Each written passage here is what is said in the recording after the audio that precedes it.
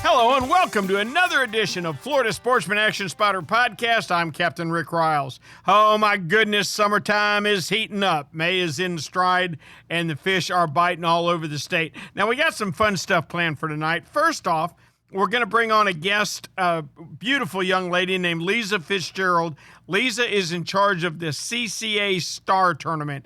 If you don't know about Star Tournament and you fish in Florida, you need to find out, because I can tell you it is impressive in terms of payoff. You want to win a contender, you want to win a Pathfinder, you want just about any kind of boat you want to win, you can win it in Star, but you need to be registered. We'll talk with her, then we'll take a quick trip to Costa Rica to check in with Craig Sutton at my favorite billfish destination, and then you know the routine. We're going down the east coast of Florida and up the west coast. I got a question for the guys tonight. I want to hear their fishing report, but I want to know if they could achieve any accomplishment in terms of world records, tournament wins, anything they could dream of. What would their accomplishment be? I know what mine would be. I'm a sailfish nut, and I would love to tag more sailfish in the Atlantic Ocean than any captain for the year. IGFA keeps up with that, and I'd love to be the winner of that. But let's get it rolling. We're going to reach out to one Liza Fitzgerald and find out what's happening with Star. Liza, of course, and all our guests this week will be brought to you by Yamaha. Reliability starts here. By Tournament Master Chum, the best chum on earth. By Nosara Paradise Fishing, your dream vacation. By Shimano, bringing people back to nature. And by Young Boats. You want the finest in flat spay and offshore hybrids? You need to check out youngboats.com. Tell you what a great way to start off tonight's podcast. My good friend Liza Fitzgerald, who is the driving force behind the CCA Star Tournament, is just getting rolling. And there's a few nice prizes to be won, isn't there, Liza? There are not just a few. There are $500,000 in prizes available. When I went to school, that was $500,000. And that is $500,000, exactly right. Well, and they're all boat-sized prizes. All of the first-place prizes in all of the divisions are valued at over $12,000 apiece. That includes a Piranha boat, a Ginu, a Saltmarsh skiff, all of these boats powered by Yamaha. And here is the real kicker. We have two signature divisions. Each of those divisions has some just spectacular prizes. If you catch a West Marine tagged redfish, you have your choice of either a brand new contender powered by Yamaha, a Pathfinder powered by Yamaha, or a brand new spider boat powered by Yamaha.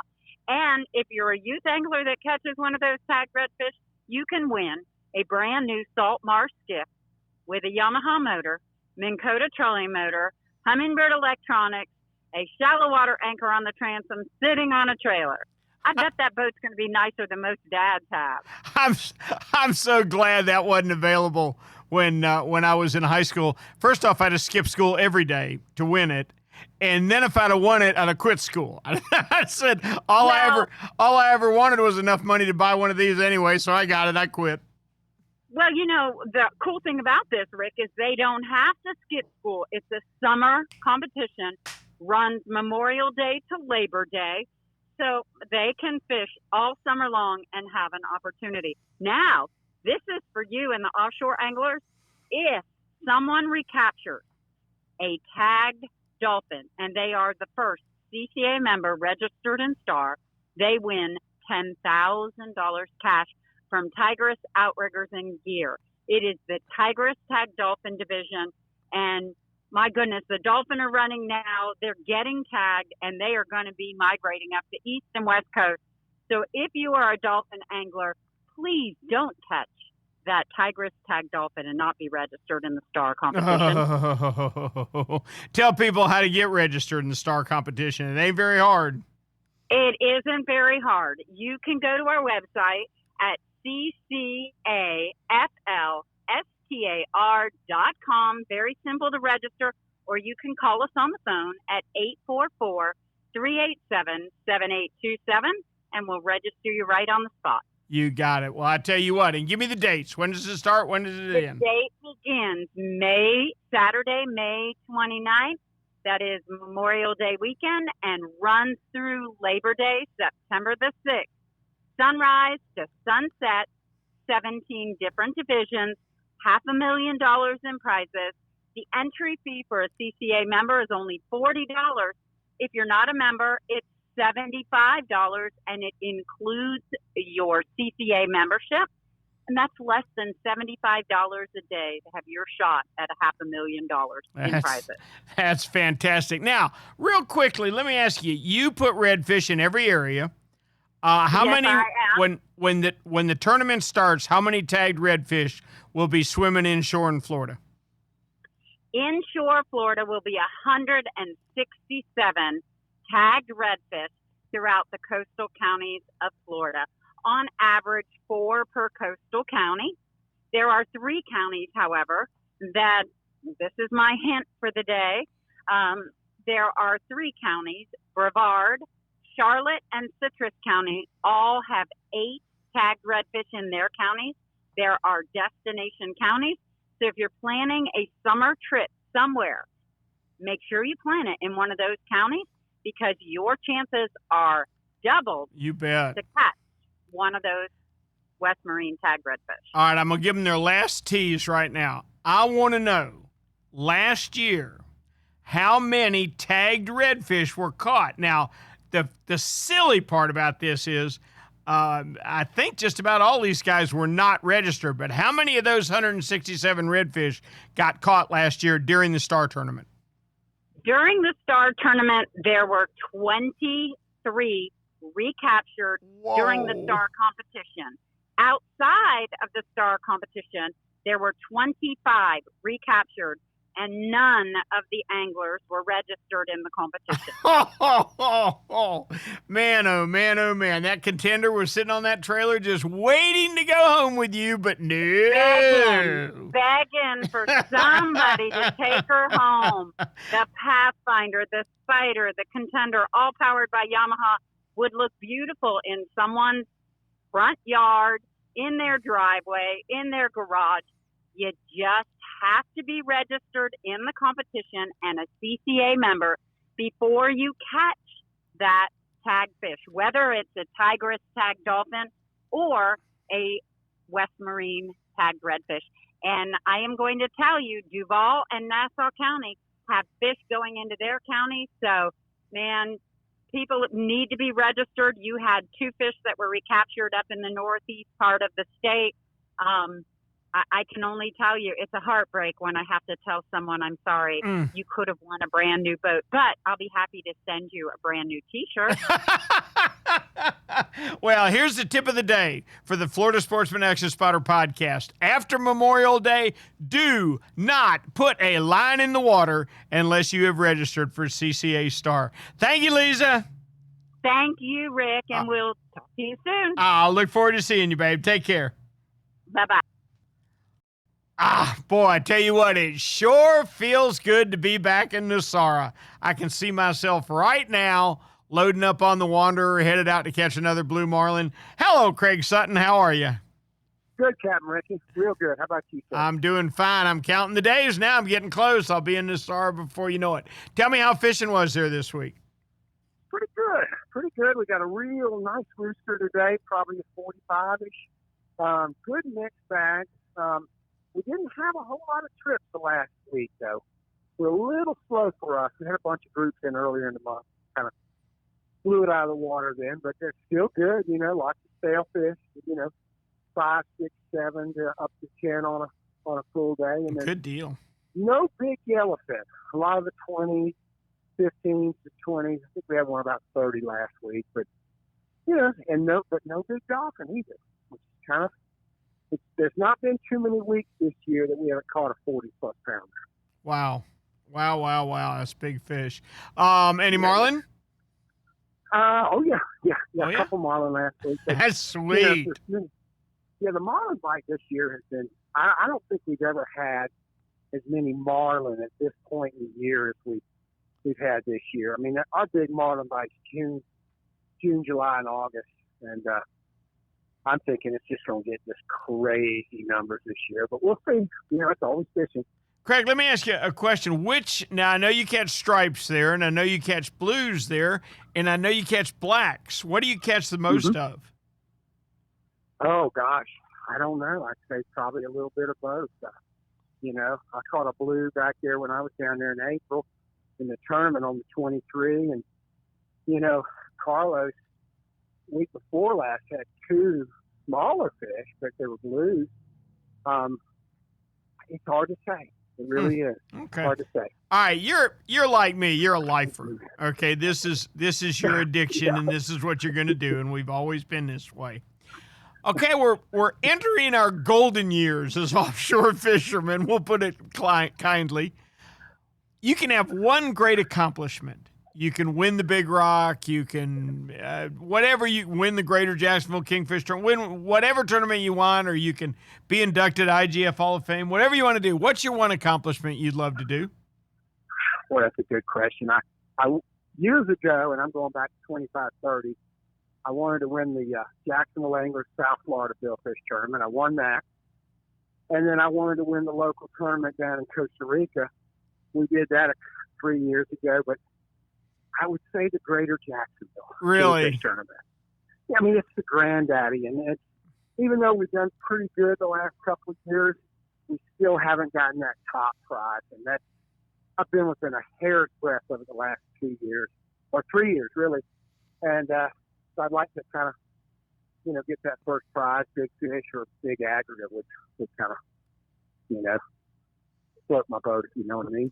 Oh, I know exactly what you mean, Craig. I have always kind of tried to soothe my wounds by saying, hey, we finished in the top 5. We finished, No, there ain't no top 5, Craig. There's winning and there's losing. Okay, that's all there is. Will you? There is, but you gotta when you have a good finish, a second or third, you gotta put your hat on that peg for a little while. But I know what you're saying. It's like second place is the first loser. So, and there's nothing like that in these tournaments, whether it's kingfish or billfish. Especially when you got 300-400 boats in it, it's hard to have that number 1 spot. Oh, yeah. Oh, yeah. A lot of it has to do with just luck and God's will. But, regardless, I'm going to keep pounding that Greater Jacksonville till we do. And I'll still keep fishing it no matter what. Let me tell you about God's will. He has chosen to bring me back safely for 50 years. He doesn't know me a thing, Cap. I'll take it. Me neither. He's giving me a lot to be blessed about, for sure. You and me both. Thank you, Craigie. We'll talk next week. Yes, sir. Thank you, Rick. Time to hit Florida. We're going to start in Northeast Corner. I can't wait to find out what's going on up there. I know this time last week, David Voorhees was stroking them. David, are they still biting? Ricky, they're still biting, and I tell you what, it's been an unbelievable week as far as the different species that we have been catching. I caught another whiting this week that went 16.5 inches. What's with you and the whiting? I don't know, man. I mean, it was unbelievable. It was the biggest one I've caught. It was 16.5, and he was just as fat as could be. But we're seeing some decent trout now. The flounder, we had a real good flounder Saturday. Sunday was a tough bite, but it was still pretty good. We worked hard at it, and we managed to get a couple of oversized fish, a couple of reds in the slot. I'm really amazed at how many oversized reds we're catching now, and I'm talking in the 28 to 34 inch range. And these are reds that are not quite big enough to head out to the ocean and become spawners, and they're too big to be harvested. So the population of those fish are absolutely it's growing unbelievably. But it's good to see some decent trout. We've been doing good on the trout coming out of deep water. We've been throwing some topwater plugs, but we haven't seen much action. It seems like our best action is on that very first part of the incoming and some of these deep drop-offs, and anywhere up to 20 to 30 feet of water. Uh-huh. That's you wouldn't expect them to be back in the real skinny water, I wouldn't think, but that's No, but there's a lot of spots that are just notorious for catching these big trout this time of year, and I'm just not seeing them on these spots yet. I'm still hoping that we're gonna see some of these big trout show up, but I don't know. I think I'm just being hopeful, Rick. David, when I trout fished a lot and targeted big trout with Lonnie Pitts, we fished areas that were very shallow, late in the evening, early in the morning, maybe 3, 4, up to 6 feet deep. But they were close to places that were very deep, like right by the river channel, but up on a flat or something. Was that just us, or is there something to that? No, is that still where you hunt big trout? Definitely something to that. All your big trout are going to be found near deep water. Usually the deepest parts of the river. That's where we usually find some of our bigger trout. And that there's a lot to that. I think those fish, when they're feeding, they'll come into that shallow water and ambush their prey. And then when they're finished feeding, they sort of move off and sort of hang down into that deeper water. But I've always said, if you're going to find a big trout, he's going to come near a deep drop-off. He's going to be near deep water, but it's going to come out of – and these are some of the points. And Rick, I was talking to you this week on the radio show, and I mentioned these shelves. I've been talking about the deep drop-offs, these deep holes, and I basically broke things that there's 3 things I like to fish up here in Northeast Florida along the intercoastal. And it's, of course, what we call our flats. And they're not these big flats that you see down in the Keys or southern parts of Florida, or on the Gulf, for example. Our flats are small, but they do dry up. They do completely empty out. And then the other thing I've always talked about is those deep drop-offs. But there's one thing I haven't been talking about, and I don't know why, but it's very important, and that's these shelves. And they're little they're about anywhere from 6, 7, sometimes just 8 feet deep. They're not in that deep water. And they don't completely dry up. But they have been holding some really good fish. And a lot of our trout, a lot of our flounder, and a lot of our reds at low tide tend to move onto these shelves. And it's like I explained, it's exactly that. It's a little shelf that comes off of the intercoastal. It might protrude out maybe 15, 20 feet, not very much, and then it'll drop. Then the drop-off is out. But the fish aren't in the drop-off. They're up on top of that shelf. Mm-hmm. That makes perfect sense. And one more thing on big trout as we close. The secret that Lonnie taught me that always seemed to pay off, you got to be able to throw a long cast. Yep. We always used a relatively light fluorocarbon leader, and any place that you thought there might be one, your first cast needs to be your best cast, because that's usually when he's going to show, is when you first arrive near a spot. You agree with those? Absolutely. That first cast is absolutely, with everything, I feel is the most important. And it's so important to get guys that can make accurate casts, make those long casts. But 9 out of 10 times when we move into an area for the first time to fish it, the first fish we pull off of the spot is going to be a dandy. Mm-hmm. Mm-hmm. Yep. I see the same thing offshore. And then after that, too. they sort of start getting spooky and tougher, and then you feel the bite just sort of dying off, and pretty to just move on. And that's sort of the way I've been working my strategy these last couple of weeks. And even today, I told my guys, look, we're going to run and gun today. We're going to go to a spot. We're going to make catch a couple of fish. We might catch 2 out of a spot. We're going to move on. Now, we might not be done with that spot. We might come back to that spot 20, 30 minutes later, but we're going to just jump around and hit these spots and make those first casts count. Great advice. Thank you, David. Please tell me we can talk to you next week. Absolutely, Rick. Thanks, buddy. Take care. Our thanks to David Voorhees for a great Northeast Florida report. Now, we're going to skip on down south a little bit and stop and check in Stuart, Florida, my favorite little fishing village. Captain John Earhart is holding court there. John, how are you? I'm good. Glad to be here. Good. I hear tale of a few sailfish showing up down there. Yeah, we've had some pretty good offshore fishing this week. A lot of guys are catching a couple to as many as 4 or 5 sailfish when they're slow trolling or kite fishing with live thread fins. The thread fins have been very easy to catch, so you're spending maybe 20 or 30 minutes and you can fill up the live well with fresh thread fins. Shoot out to like right around 120, 130 feet of water. We're fishing these things maybe a couple feet under the surface or right on the surface. We're kite fishing. If you want to catch the blackfin tunas, we've been putting a weight on them and fishing them down about 10, 12 feet below the surface. And we've been catching some really nice blackfins this week. I've seen a couple close to 20 pounds. A lot of them are like 8 to 12 pounders. So it's nice to be able to catch some blackfins while you're targeting the sails. And obviously there's going to be some kingfish, a few mahis mixed in, and a stray cobia here and there. Grouper season is open. We've been catching a lot of gag groupers, and that's been in about 100 to maybe 160 feet of water, depending on the current, what conditions are allowing.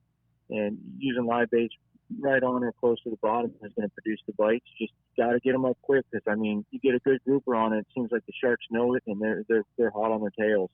Yeah, it's just becoming a real shame how South Florida in particular is giving up so many great fish to sharks. It's disturbing. Don't know what we're going to do about it, but that's for another time. Hey, John, let me ask you, how's your inshore fishing real quick before we do that? The inshore fishing, it's been a little bit slower this week. It's still catching plenty of snook. Was catching as many as 30 a trip, and it seems like, it's slowed down just a little. We've been catching, 4 to 12 each trip now. A few Jack Crevells mixed in. A few smaller tarpon are in the area. So, it's been pretty good if you're live bait fishing during the daytime for them. At night, fishing around the bridges is going to produce the bigger snook. Cool. Let me ask you a question. You're like me. You're a lifer. You've done this, and you're always gonna. If you could pick any accomplishment, a world record, a tournament win, anything like that, what would you want to do? What's your goal? What's left for you? I would like to catch a world record triple tail. Really? I think there's one swimming around in the Indian River. And somebody's going to catch it one of these days. And you'd like it to be you? I would like it to be me. That would be the accomplishment of a sport fishing guide of a lifetime. Well, buddy, I tell you, I came up on a discarded tri-net from a shrimp boat out in about 140 feet of water off of Jacksonville a few weeks ago. And I've caught some big ones, but this one could have eaten most of the ones that I've caught. This thing was massive. John, would you think I was crazy if I said I thought he weighed 35 pounds? I can believe you. I know I've caught a 25 pounder, but I've never got one over 25 pounds. I'd like to get one that's close to 50. That's the goal. That's a big triple tail. I would love to see triple tail record held by one Captain John Earhart. Thank you, buddy. Please tell me we can check in with you next week. Yep, I look forward to talking to you all next week. Captain John Earhart from Stuart, Florida, with a great report of better blue water fishing. We're kind of hearing that all around. Hey, John, and all our action spotters are brought to you each and every week by Yamaha. Reliability starts here. By Shimano, bringing people back to nature. By DOA Lures, the unfair advantage. By Tournament Master Chum, it's the best chum on earth. By Nosara Paradise Rentals, your dream vacation. And by Young Boats. You want the finest in flat span offshore hybrids? You need to check out youngboats.com. Oh, there is nothing like pulling into Alamorada on a nice afternoon. Sit under the tiki hut, have a cold drink with one Captain Nick Stanczyk. Nick, how are you? I'm doing good, Rick. How are you? Good. How's life in paradise? How's the fishing in Alamorada? Everything's all right. We got on some swordfish this past weekend. A few boats got in on the grouper action, and there's been a few tarpon inshore, so a little bit of everything. Good deal. How many swords did you get in the last week or so? We fished 3 days, and we got one the first day, 3 small ones the second day, and then we got 2 small ones in the keeper yesterday. So I guess we had 7 over the last 3 trips. 7 out of the last 3 trips isn't too shabby. All right, I've been asking a lot of the guys, and I don't think I need to ask you. I think I know the answer. You're a lifer. You've done this all your life. You're going to do it all your life. What one accomplishment stands out for you? What would you like to accomplish that you haven't done yet in offshore fishing? Oh, I'd love to catch a giant swordfish on the hand crank rod for some sort of record, Yep. I sort of knew yours would be the world record broadbill. What is the world record, by the way? Oh, I think it's the one from Lou Marone in the 1950s, 1182. Oh, So that would be a big one. But, even a Florida State record would be awesome or something like that. But we'll see. You never know. do you think there's still 1182s around? I don't know. There might be one or two out there, but probably not too many that big. But you never know. Longline boats caught them over 1,000 pounds, so you never know. Wow. Well, I would certainly love to see. Now, do you do some nighttime trips where you hand crank, or are you strictly daytime now? I haven't done any night trips in years, but we can still rig up and do hand crank in the daytime. We've caught, I've probably caught over 1,000 on the hand crank rods over the last 15 years. So we've caught our fair share doing it. But if I was going to try to get a record, I'd probably go elsewhere, where like New Zealand or Australia, where you just get more of those bigger size fish on average. Man, I tell you what, that's some big fish. Now, your biggest one is how big? The big one we got on electric here was 757, and we did catch a 600-pounder hand cranking here in Australia and Tasmania. About 4 years ago, I was on the boat. I just helped wire the fish, but we did catch a giant one, estimated at 750 pounds. And, maybe it could have been 700, it could have been 800 or bigger. It was the biggest swordfish I'd ever seen at that time, and we tagged it with a sat tag and released it for a TV show. So. Way cool. That's fantastic. Nick, as always, we appreciate your help so much. Please tell me we can check with you next week. We'll be here, Rick. Our thanks to Nick Stancic. 7 swords in the last 3 days. Yeah, I think that's pretty good. We're going to head over to all 10,000 of the islands and check in with none other than Captain Steve Dahl. Steve, how are you? I'm great, Rick. How you doing today? Well, I haven't caught 7 swords in the last 3 days, but I guess I'm doing okay. Yeah, me neither. Nick's on him, that's for sure. Oh, he's the man. Tell me what's going on in 10,000 Islands, bud. Snook. It's, the calendar says May in our area, and we're all about snook fishing. The main focus of our area right now is all inshore. Everyone's got tarpon on their mind, but the snook fishing, for those in the know, it's just a fantastic time to do this. And we've got probably our largest concentration of big fish, big female fish are kind of strewn all over the sandy beaches. And the nice part, Rick, is you don't even need a boat to do this. And it's really cool. I just checked into the motel. I'm going to do it in the morning. Tell me what to do. Yeah, I'm coming. You're leaving your hotel room. Yeah. Get down to the Marco Island area, okay. Even the southern part of Naples. Those are a lot of public beaches down that way. You can literally just park. There's some free parking even. Walk down to the beach. Gin clear waters right now. In the mornings, we're going to have easterly winds this time of year, westerly in the afternoon. So get down there, You don't have to be there at the crack of dawn. You want some sunlight because this is actually going to be a visual thing. You're actually going to be seeing these fish. They're laid up on, we have 2 sandbars in our area, one not too far from shore, maybe 5-10 feet, and then it drops off in a little trough, and then you got a second sandbar. And those fish are kind of cruising between the 2 sandbars. That's really what it is. And I like to, when I'm fishing from shore like that, I like to throw artificial baits. You can throw a myriad of different things, but first in the morning, hard to beat a topwater if you're going to catch a big snook. Might as well have some fun with it. Walk the dog stuff, tends to, do a little bit better. So like there are spooks or, things of that avail, but, tried and true, 4-inch paddle tail swim baits is probably the very best thing you could probably ever throw at these things.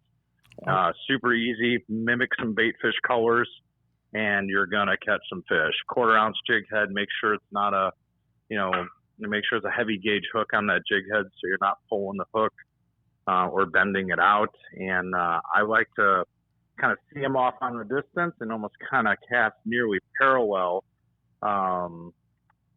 into the trough, if you will. So as I'm walking, I'm casting way ahead of myself as I'm sight fishing these fish. That way you're not going to spook them. If you're if you can see them, they certainly can see you. But if you can see silhouettes of them, you got a much better shot of it. But if you're clearly seeing scales and a black line down the side, they're going to be, they know you're there. Okay. So you got to be a little savvy. It sounds to me like you need a long cast. So very long cast. So I'm probably fishing about 20-pound braid. Does that sound right? Yeah, 15. I mean, 15's kind of pushing it, but you can get away with it because you don't have the mangroves or any structure or oyster bars to kind of break you off. So you can get a lot more casting distance if you're using that 15, but 20 would certainly work. And, you probably have a little bit more security using that. 40-pound fluorocarbon leader. 20-pound fluorocarbon leader? 40. 40-pound fluorocarbon leader. Okay. Yeah, there's some bigger fish here. And quarter-ounce jig head. Maybe some bait fish colors and some soft plastic paddle tails. You're good to go. And I'm guessing that you are casting in front of them, that you're walking toward them. They are facing you and you're casting in front of them, right? Yeah, I almost look at it as if I'm, if you're walking down the beach, if you will, at the water line, where you're at, where the water breaks onto the sand, out about 45-degree angle. That's about as far out as you would want to be, as that 45-degree angle. Almost like a 30-degree angle would be a little bit better for you. Excellent. But that's what you're doing, casting in front of you on that type of angle. And a lot of fun. Okay, and plenty of tarpon right now, huh? Yeah, tarpon fishing's been great, Rick. It really has. This kind of second wave of fish has been pretty fired up, and they're out a little bit deeper. They're out in probably about 17 to 20 feet of water, but there's big pods. Crabs have been the thing probably the last week. Not foreseeing that really changing. So finding crabs is a little bit of a challenge sometimes with local bait shops, but call around. It's kind of a day-to-day type of thing. A lot of bait shop owners will reserve them for you, so keep that in mind. If you just either prepay for them or at least keep a credit card on hold, a lot of guys will do that for you. That's the route to go. Gotcha. Outstanding. As always, Steve, we appreciate the heck out of it. Please tell me we can talk with you next week. Oh, can't wait. All right. Captain Steve Dahl from 10,000 Islands with a great report on how to catch snook if you're on vacation down near Sanibel. You know what Yamaha Outboards love? The genuine formula and consistency of Yamalu marine engine oils. Outboards are subjected to punishing conditions like high loads, salt, and humidity, a mix that automotive oils can't handle. Yamalu full synthetic and marine performance formulas are certified to protect against friction and corrosion for reliable performance every time. Find Yamalu marine oils at your nearest Yamaha Outboard dealer. Locate them at yamahaaoutboards.com/dealers. Yamaha, reliability starts here. Hey, Raj, being consistent is a mark of a quality product. If you've been Florida's #1 chum for over 10 years, there's got to be a reason. For 10 years, Tournament Master Chum has lived up to its name. That's why more tournament pros insist on Tournament Master than any other chum. It's the only chum with Menhaden milk mixed right in. That means it gets the scent out faster and deeper than any other brand of chum. It comes in a grind size for every species from kingfish to catching bait. Your fishing time is way too precious to you second-rate chum. Bring the action to you by insisting on Tournament Master Chum. It's worth every penny. When you're ready for the finest in custom-made flat spay or inshore-offshore hybrids, you are ready to meet the Young family in Inglis, Florida. For over 21 years, the Young family has built custom boats one at a time for every type of fishing. Nothing can sneak up on a flat quite like the Gulf Shore flats boats, and I've never fished a better hybrid than the Young 24s and 27s. Rob Young is a naval architect who takes tremendous pride in each and every build for each and every customer that wants their boat custom built exactly the way they want it. Is it time for you to move up? Are you ready to own the finest boat built? Then you need to visit the Young Boat Facility in Inglis, Florida, or check them out online at youngboats.com. Now let's move up into the Southwest region and check with the Snook Master himself, Captain Greg Stamper. How are you, sir? I'm good. I'm sure Steve is definitely beginning the wading the beaches very close to the shore for snook. That's a big deal these days around here. Sounds like it. It just sounds like fun fishing. It is. It's very visual.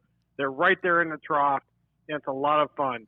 So I can tell you one thing that I'm sure you talked about snook quite a bit, but the tarpon fishing this week has finally exploded on both sides. The big ones are near shore.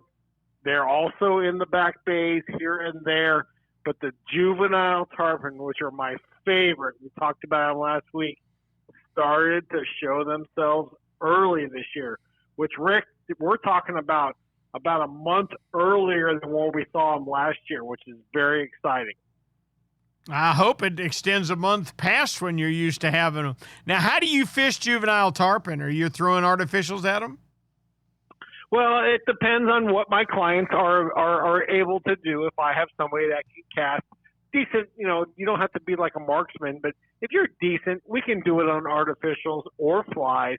Primarily, for most of my people, I'm going to go out there and get some nice hand-selected white baits off the beaches, go back there in the mornings early, and I'll be able to pitch those white baits either on a cork or free line, or just throw it right in front of their face if they're right there by your boat, and we'll be able to catch them. I think the next 3-4 months, give or take, are going to be fantastic for that. Last year we caught probably 40 or 50 of them doing exactly that, and then the other fish we caught were on artificials and on flies. I've always had an awful lot of respect, and keep it in mind, I did it for a number of years, but nothing like you guys that are pretty much lifers at it. What people don't understand is you're fishing a lot of times almost all the time in a casting situation, and you have to start out with brand new anglers every morning. Yeah, you're correct about that. But, you kind of feel them out, you see what their ability is, and then you cater to that. It's okay if you don't know what you're doing. If you don't, I'll be like, okay, I know what I need to do to try and get the job done. But if you're, an elite angler and you're very good at casting, et cetera, we can kind of move on to level 2, 3, 4. Mm-hmm. Yep. Every day's going to school all over again. Well, it sounds like you guys are in for some fantastic fishing. Oh, have you heard anything from the grouper boys yet? How are they doing? They're doing very well as long as you get out past about 120 feet. There hasn't been a whole lot of action for the groupers. Well, I'm not going to say a whole lot of action. There's plenty of action, but they're not catching those legal-sized fish until they get out there a little bit deeper. It's getting warm, Rick, around here. Those fish have moved out deep, and if you get out deep, you have a chance to keep bringing them in. The guys that have been out there this week did do very well. In between the storms and stuff, they had to deal with a little bit of that, but it's all good. They came back with the fish they needed. The mangrove snapper bite inshore of that around 100 feet to 70 has been outstanding. Hey, Greg, who were those two guys that were on this phone line a few weeks ago complaining about the fact it was still cold? I'm almost sick of summer already. No. Listen, when my little baby tarpon starts showing up, I get so excited, Rick, because I can be on the water at 5:30 in the morning, and I can be done around 10:30 before it gets hot. That's the best cool. time of year down here for us. Yep. I like the sound of that. I surely do. Greg, thanks for a great report. Can we check in with you next week? Looking forward to it always, Rick. Talk to you later. Thank you, buddy. Captain Greg Stamper of Snook Stamp Charters, one of the finest guys in the business. Let's move up to the West Central area and check in with Captain Ray Markham. Ray, any fish up there? Well, there were yesterday. Good. I can't really tell you much about what's left out there today. I tell you, there were kingfish tournaments going on most of the weekend, and the guys really wrecked the kings. I mean, I tell you, the King of the Beach tournament, winning fish weighed in at over 54 pounds. So lots and lots and lots of fish weighed in. They typically are doing both a king mackerel and a Spanish mackerel division now. And that's one of the reasons they had 609 boats entered in the tournament this time. The winning Spanish mackerel was over 5 pounds. Now, I know for a fact I caught one last week that would have won this tournament. But I wasn't fishing it, so that's okay. That's typically the way things go. You're not fishing a tournament and you catch something that's worthy. But lots of good fish being caught. Guys are just starting to get back out and get back on the amberjacks again. AJ season opened up here on 1st. And actually, a lot of guys that have been telling me they've been fishing some really deep water and some springs, 125, 150 feet. They were telling me beforehand that they were catching a lot of big mangrove snapper, and they're, believe it or not, they're catching red snapper between 80 and 125 feet and deeper. But they were hitting the AJs like crazy, and so I expect this week I'll get a few good reports on what's going on with that. Guys inshore, you mentioned it early. Snook is they seem to be just about everywhere you would expect them. Points anywhere we have good water movement.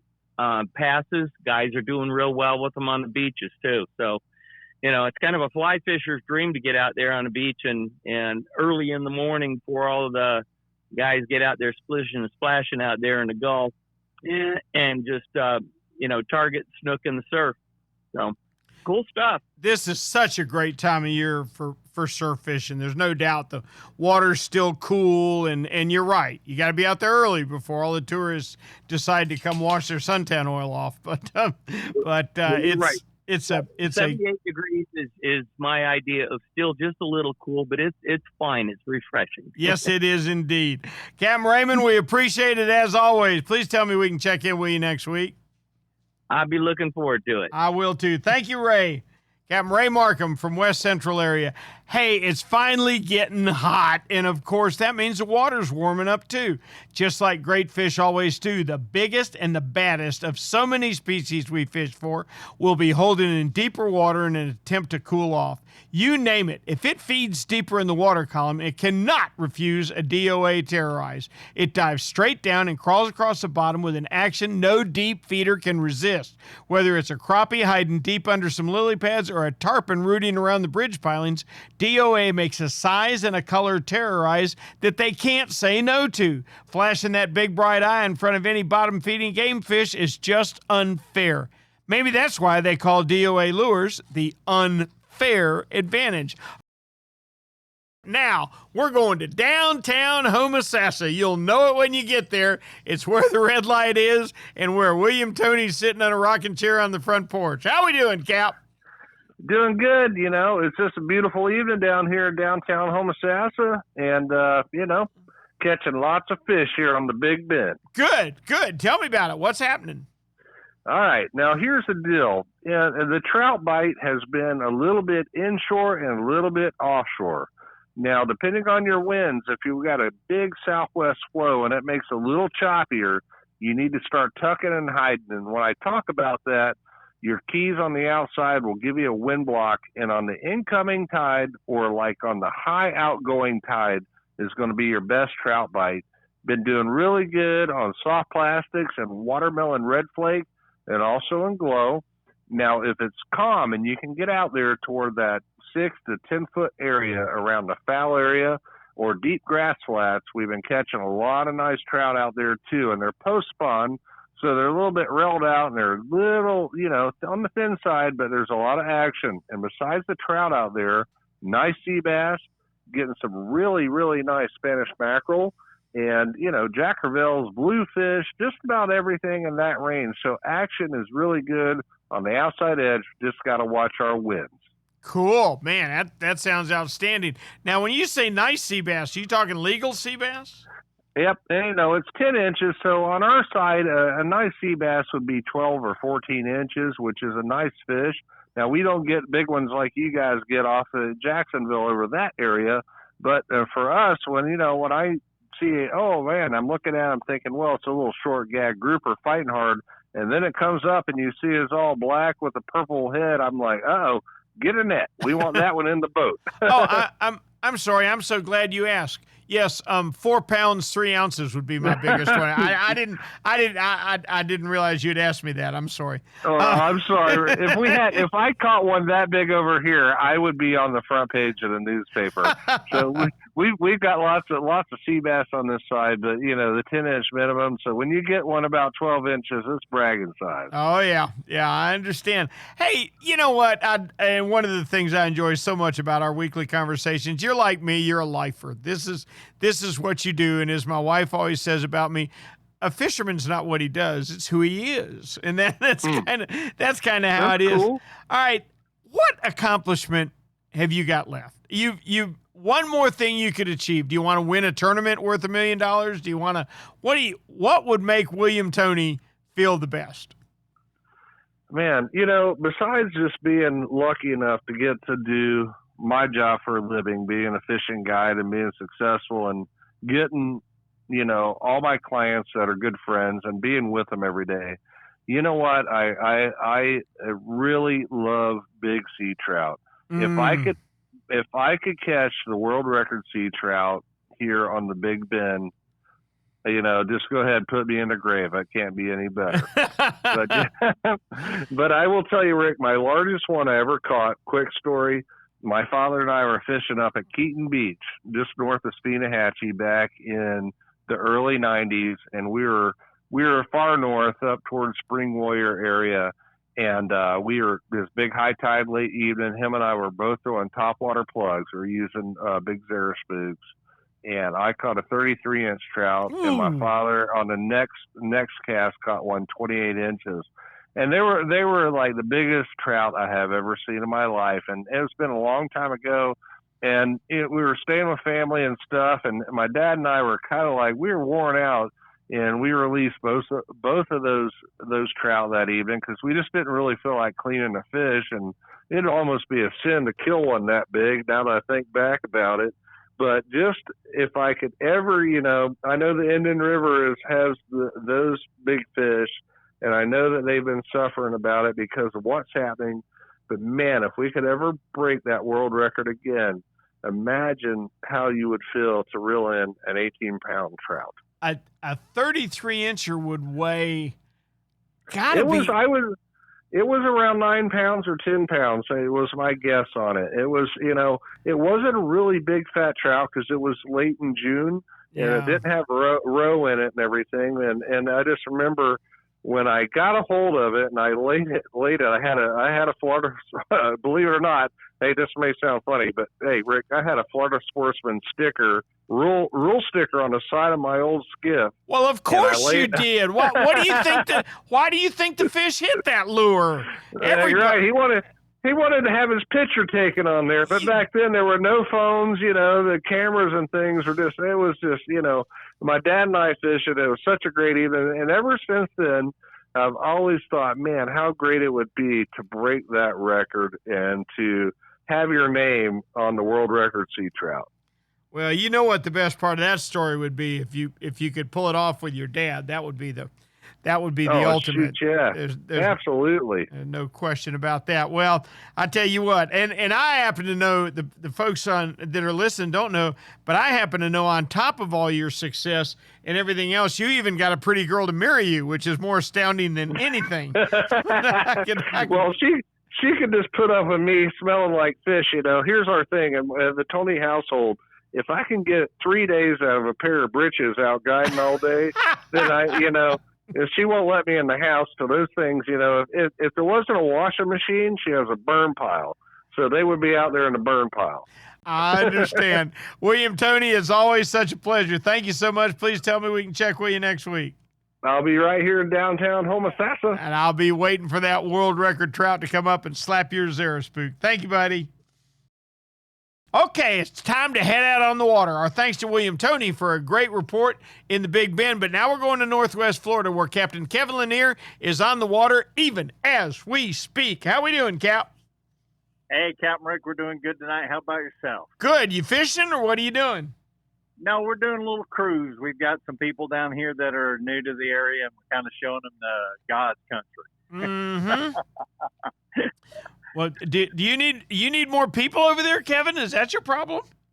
No, we don't need more people. We got plenty. Yeah, I know. I think we got one too many someday. Yeah, me too. Me too. Tell me how your fishing's been. Hey, fishing this weekend was fantastic. We made a journey offshore about 45 miles. looking for red grouper. And lo and behold, we found the elusive red snapper. Believe it or not, shocking. we actually caught a few red snappers. That's a shocking development. Oh, Captain Rick, we just about couldn't get the bait down for all the red snapper. We did find a few red grouper keepers. We turned loose one really nice gag grouper because we still got a few more days. I wish it was June 1st instead of May 1st, but needless to say, it was a fantastic trip. We did some more of that slow pitch jigging, and man, I tell you what, that's productive. I need somebody to teach me that. I really do. It's obviously, now I've done the high speed jigging quite a bit, and it wore me out, and I caught a world amberjack. But I talk to a lot of people that do so well with slow pitch jigging.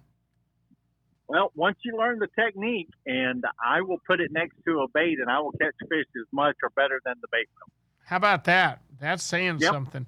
Now, your red snapper season opens up June 1st, right? That is correct. 2 per person. We run June 1st through August 3rd for the federal guys. I'm a federal charter. That's fantastic. All right. You heard anything else around your area? We've been doing a little bit of inshore fishing. In fact, my team fished in the Bayou Bass this last weekend while I was doing my charter on Saturday, and they caught a couple of keeper trout and some pompano, and of course didn't have enough to make the platform, but good time had by all, and it was nice to see everybody out for that. There you go. That's fantastic. Sounds like all the tournaments are getting real good participation this year, and everybody's dying to fish, and I'm glad to see it. I surely am. Hey, I got a quick question for you. You ready? I'm ready. You're like me. You're a lifer, and you're going to be doing this forever. What you get one more accomplishment, Kevin. You can either win any tournament you want to win, or catch a world record, or what do you want to do at this stage? All I want to do, Captain Rick, is have people that go fishing with me remember that they had a good time. I mean, records and everything, you know, those kind of things hang on the wall and they get dusty. But I'd rather people remember me for being a fun guy to go fishing with. You just made us all look bad. You couldn't have said it any better. And Kevin, I know nothing means more to you and nothing means more to me than for somebody to stop you in the grocery store and say, "Oh, Kevin, you remember that time you took me fishing when I was a kid?" You know, and now it's a grown man with his kids. You know, "Oh God, we had so much fun." And I said, "Did we catch something?" "Oh yeah." I'm like, "Oh, thank God." but you're right. You're right. I always want people to step off the boat thinking, "Man, that was fun." That's right. Let me tell you one thing a captain told me years ago. He said, "We as charter captains and fishermen equate a good day with a boatload of fish, when in reality it's a boatload of smiles when you get back to the dock." That's right. That's right. If you got a boatload of kids and they're having so much fun with the sabiki rigs catching bait, you better sit there and catch a lot of bait, Cap. That's what makes them happy. Kevin, as always, we appreciate it. Please tell me we can check with you next week. Hey, we'll be back here next week with hopefully some more good fishing reports. I look forward to it. You can't leave Florida till you go out the Panhandle, and that's where Captain Tyler Massey is making life miserable for all the fish in the ocean. How we doing, Cap?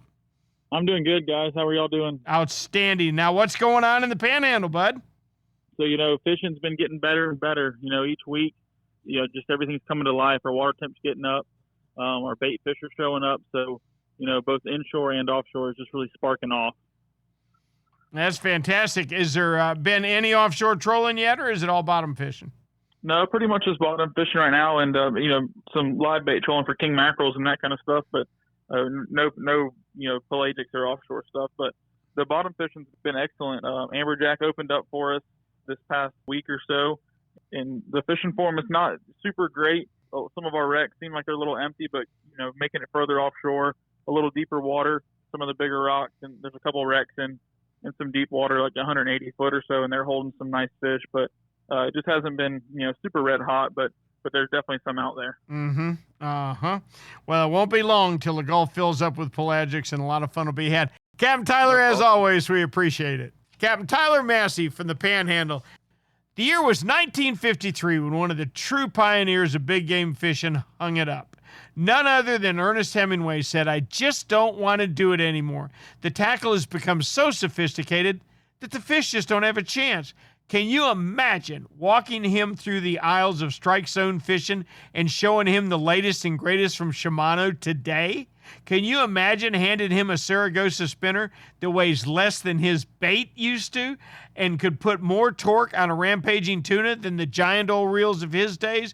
No, Ernest, I'm afraid you left us way too early, buddy. The fights with great fish still go on today, and we still sometimes get beat. But if I were a sea monster of your day, I think I'd still rather do battle with you than face the tools that Shimano has stocked on the strike zone shelves 68 years later. You need to check out the latest from Shimano. Hey, it's been a lot of fun this evening traveling around the state. It was good to talk with Liza Fitzgerald. Guys, join that star tournament. Can you imagine that? 25 reds were caught last year, any of which would have run a contender, and they didn't enter the tournament? Woo! Don't let that happen to you. And then we took a quick trip over to Nosara, where the fishing's always good. Craig said the big tuna and Dorado have slowed up a little bit, but there's still marlin and sailfish around. David Borey said that the shelves have been the case in Northeast Florida. They've been the area you want to fish. Not the real deep jigging he's used to doing, but jigging that first roll down that drops off to about 7-8 feet has been paying off for him. As you head down the state, the fishing gets better. There's been some mahi, been some sailfish around the Stewart area doing very well. And how about our boy Nick Stanzik? 7 swords in 3 days. That is really, really strong, let me tell you. Coming up the West Coast, we had great reports. Oh, my goodness. Greg Stamper and Steve Dahl talking about walking along the surf, sight fishing, big female snook. Man, that'd be a lot of fun. Kingfish gone crazy in West Central Florida. Ray Markham talking about a 54-pounder it took to win the King of the Beach. That is a big mackerel. Lots of mackerel up in the Panhandle. Lots of mackerel all through the Big Bend, and the Big Bend is doing well on big trout. Where Captain William Toney dreams of someday catching a world record sea trout. Hey, it's been a lot of fun this evening. If you've enjoyed it, hey, do me a favor. Go online and rate us where you get your podcast from, whichever app you use, and share us with a friend. We're getting more listeners all the time, and we love it. Let me tell you, this week's podcast and every week's podcast are brought to you by Yamaha. Reliability starts here. By Shimano, bringing people back to nature. By DOA Lures, the unfair advantage. By Tournament Master Chum, the best chum on earth. By Nosara Paradise Rentals, your dream vacation. And by Young Boats. You want the finest in flat, spay, and offshore hybrids? You need to check out youngboats.com. Until next week, I'm Captain Rick Riles for Florida Sportsman Magazine, and we will see you on the rip.